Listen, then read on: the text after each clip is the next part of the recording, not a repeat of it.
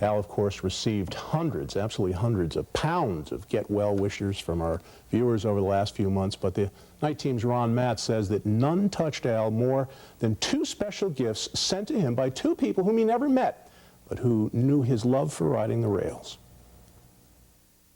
Denise Cope loves to garden. Al Sanders doesn't. Al likes bowling and trains. Al had a passion for trains, and it was this promotional announcement that prompted these hands to make this from a piece of a fallen tree. It's all like a briefcase. You can put it together and just play with it on the desktop or floor or whatever, you know.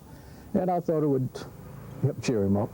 It took Raleigh 2 days to finish his project. He wanted to touch Al the way Al touched him. I guess you could call it a magnetism. There are some people that affect people like that. You like them whether you meet them personally or whatever. Annie White never met Al either, but despite a bad arm, she worked for 3 days putting together this train jigsaw puzzle. It was her get well card to her friend. I thought about him, and when I saw that puzzle out there, that's what I got it for. Got it for him. Annie knew Al loved Lionel trains. She also loved the man who came into her living room every night. I've never seen him in person or, you know, no, but he just seemed to have a nice attitude about everything, and he always had something nice to say. And at the B&O Railroad Museum today, Al was remembered not only as a member, but as a good friend. Like I say, we'll think of him often. You know, he was like a big kid, and that's the way he was described by a lot of people when he got around the trains. So I just hope, well, he'll never leave the place. He'll be here in spirit. We're all going to miss him, you know. It's going to be a great loss to the community.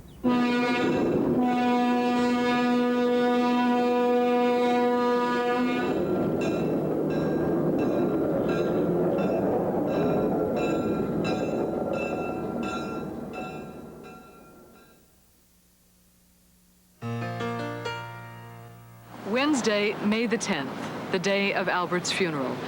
For many of us, that was the hardest day of all because we had to finally face that Albert was gone from us forever. We saw so many signs of your respect for Al as you drove from the Columbia Interfaith Center and then on to the gravesite. It was a bittersweet day filled with moments of sadness, moments of tears, and yes, some moments of joy.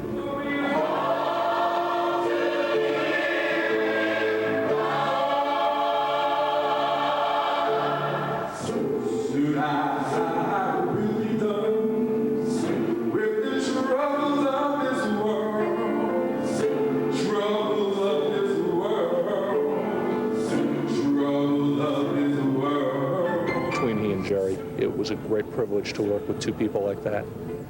And when a television station has the feeling of being a part of your family, you can't turn your back on occasions like this. You have to come.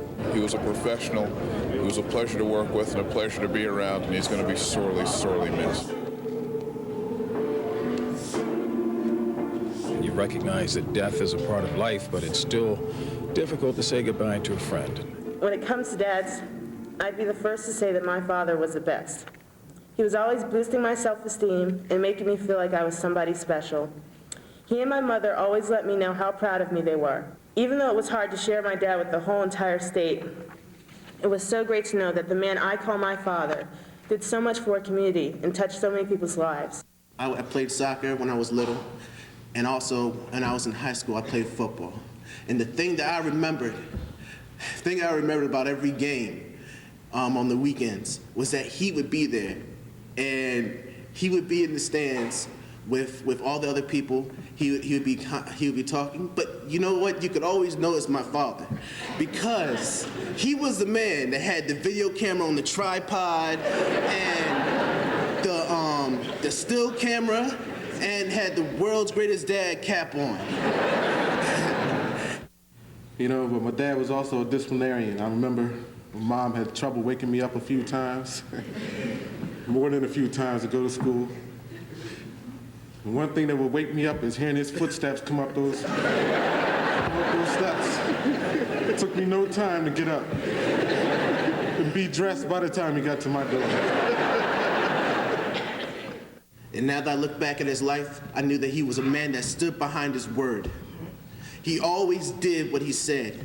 Every time he went to speak at a school, he was living proof of what he spoke. It is a very difficult thing for me to cover the story of Al's funeral. I am here as a reporter, but mainly I'm here as a friend. I cannot bear the idea of saying goodbye to a man who always brought a smile to my face. So I will say goodbye, Albert. We are all so grateful for the time we had together with you. And my God, how we loved you. And that love will live here forever. And so will you. Master, the terror is over.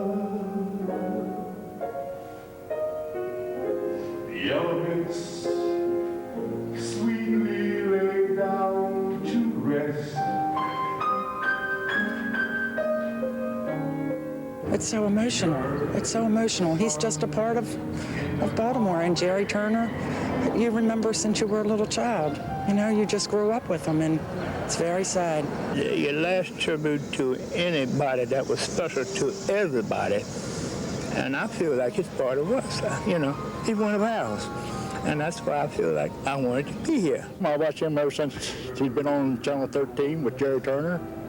And I enjoyed him. And when they talk about him, tears run down my eyes, face, cheeks. I feel like somebody's missing him at dinner table. He was an important person. He was well loved. And with everyone out here today, you know, just lined up here, you know, it tells you that he was well loved. The faithful viewers made up signs and said they would miss Al terribly.